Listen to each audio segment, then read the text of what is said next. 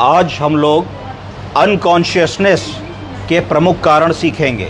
Unconsciousness का मतलब एक ऐसा मरीज़ आया जो उठाने पे जग नहीं रहा है, पुकारने पे अपना नाम नहीं बता रहा है।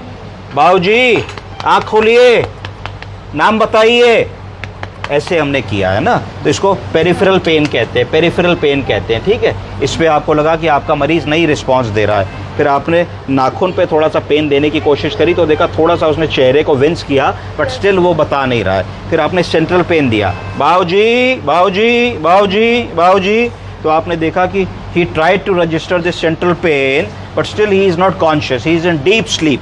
तो अब हमारे दिमाग में क्या चीज़ें आनी चाहिए अगर ऐसा मरीज़ हमको मिल रहा है? पहली तो चीज़ दिमाग में आनी चाहिए कि साहब एब्सोल्यूट कोमेटोज नहीं है, कि सेंट्रल पेन में थोड़ा सा आ ऊ कर रहे हैं पर पूर्णतः जग भी नहीं रहे, तो ये ऑल्टर्ड सेंसोरियम में है। ऑल्टर्ड सेंसोरियम का मतलब है कि चेतनता नहीं है, एकदम गफलत की स्थिति में है, पर दर्द देने पे थोड़ा सा आँख खोलने की कोशिश करते हैं। तो इसमें एक एक करके हम 3 या 5 कारण जो इम्पॉर्टेंट है अगर वो समझे तो क्या हो सकता है। ये मरीज़ की हिस्ट्री में क्या लिखा है? इसकी हिस्ट्री में लिखा है hypertension with diabetes with old CVA with right sided weakness with chronic kidney disease. तो पहली चीज़ हमने पकड़ी, किडनी की डिजीज़ है जी इसको, chronic kidney disease. Hypokalaemia, potassium बढ़ा हुआ है। हाइपोएल्बुमिनिया, एल्बुमिन कम है। एनीमिया, खून की कमी है। एनोरेक्सिया, भूख नहीं लग रही, गिर पड़े हैं। सब एक्यूट हेमाटोमा है ब्रेन में, और लैक्यूनर इन्फार्क्ट्स हैं, प्लस लिवर की जांच भी बढ़ी हुई है, अमोनिया बढ़ा हुआ है। तो अब हमको इसमें दिमाग में सट से क्या आना चाहिए? पहली चीज़ आनी चाहिए कि क्रोनिक रीनल फेलियर के मरीज़ हैं, मतलब यूरिया और क्रेटिनिन बढ़ा होगा। तो जिस भी किसी व्यक्ति का यूरिया क्रेटिनिन बढ़ा होगा उसकी चेतनता कम हो सकती है, उसको यूरेमिक इंसेफेलोपैथी कहते हैं। क्या कहते हैं? यूरेमिक, बोलिए। इंसेफेलोपैथी। यूरिया क्रेटिनिन बढ़ने को यूरीमिया कहते हैं। क्या कहते हैं? यूरिन में यूरिया क्रेटिनिन बढ़ गया, इसको यूरेमिया कह देंगे। और यूरेमिया के कारण होने वाली बेहोशी को कह देंगे यूरेमिक इंसेफेलोपैथी। क्या कहेंगे?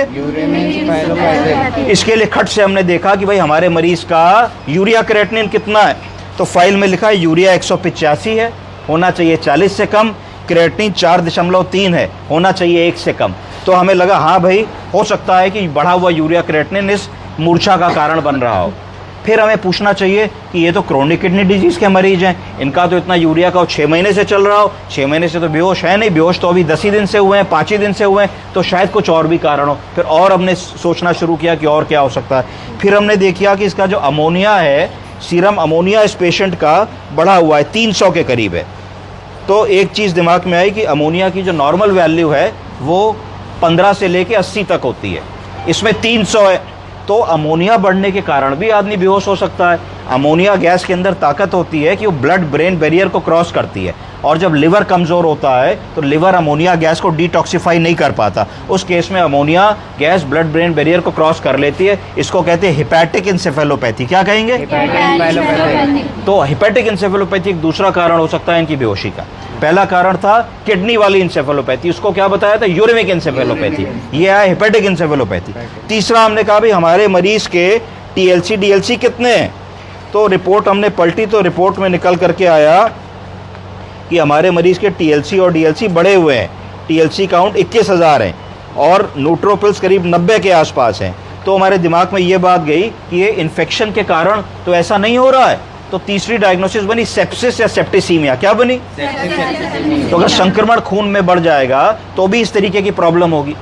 चौथी, ये मरीज को हुआ क्या, ये मरीज गिर पड़े सीढ़ी से, गिर करके इनका कूल्हा पैर का टूट गया और हाथ टूट गया, हाथ में रॉड डाली गई है। तो तीसरी बात ये समझ में आती है कि एक 60 साल 62 साल का आदमी अगर गिर रहा है तो गिरने से ऐसे कितना गिर जाएगा घर में कि उसके हाथ और पैर की दोनों हड्डियां टूट जाएं। तो एक दिमाग में शक पैदा होता है कहीं इसकी हड्डियां तो नहीं कमज़ोर हैं। तो हड्डियां अगर कमज़ोर हैं तो उसका वर्कअप अलग करना पड़ता है कि कोई बोन मैरो की, कोई ब्लड की बीमारी तो नहीं है, तो उसको कहते हैं मल्टीपल मायलोमा। तो एक दिमाग में आता है मल्टीपल मायलोमा की एक डिफरेंशियल डायग्नोसिस बनानी पड़ेगी हम लोग को, उसका वर्कअप करना पड़ेगा। फिर चौथी चीज़ समझ में आती है कि गिरे थे, सर में चोट लगी होगी, तो सर में चोट लगने से ब्रेन में ब्लड आ जाता है जिसको सबड्यूरल हेमाटोमा कहते हैं, SDH। तो वो कोई कारण तो नहीं है। तो इस मरीज में मूर्छा के 4-5 कारण खट से निकल आए। पहला लिवर की कमजोरी, दूसरा किडनी की कमजोरी, तीसरा गिरने के कारण ब्रेन में लगी हुई चोट, चौथा बढ़ा हुआ संक्रमण, समझ रहे हैं? तो इतने कारण हम लोगों ने सट से निकाल दिए कि इनमें से कोई ना कोई कारण होगा। अब यही हमारा प्रोफेशन है, हमको यही देखना है कि एक बार एक कारण को निकालना है, उसको ठीक करना है जब तक कि हमारा मरीज सही ना हो जाए। तो जो यूरिया क्रिएटिनिन बढ़ा है, इसके लिए हम इनकी डायलिसिस करने वाले हैं, जिससे यूरिया क्रिएटिनिन कम होगा। और यूरिया क्रिएटिनिन कम होते ही होश में आ जाते हैं तो समझ लेंगे कि ये किडनी के कारण था। यूरिया क्रिएटिनिन कम होते ही हमारा मरीज होश में आ गया। अमोनिया बढ़ा है, अमोनिया गट में बावल को पॉटी कराने से कम होता है, तो इनको हम लूज एनीमा लगवाएंगे, दिन में 3 बार एनीमा लगाएंगे। जहाँ 7, 8, 10 पॉटी होंगी तो इनका अमोनिया 300 से कम होकर रेंज में आ जाएगा। उससे अगर ये होश में आ गए तो हम समझ लेंगे कि भाई ये हेपेटिक इंसेफेलोपैथी में थे।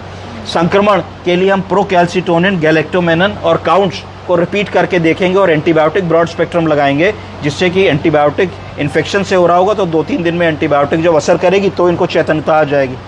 अगर ब्रेन के कारण प्रॉब्लम हो रही है तो हम रिपीट सीटी स्कैन अपना करेंगे, देखेंगे कि उसमें सूजन बढ़ तो नहीं रही है। अगर ब्रेन के कारण चेतनता कम होती है तो ब्रेन में मिड लाइन शिफ्ट होना चाहिए, इतना प्रेशर इफेक्ट आना चाहिए उस ब्रेन में ब्लीडिंग के कारण कि ब्रेन को दबाव आ जाना चाहिए, तब आदमी की चेतनता जाएगी। तो उसके लिए ब्रेन की सेरिब्रल डिकंजेस्टेंट थेरेपी होती है, न्यूरोटॉल, मैनिटॉल, डेक्सोना, उसको दिया जाता है। समझे आप लोग? Yes sir.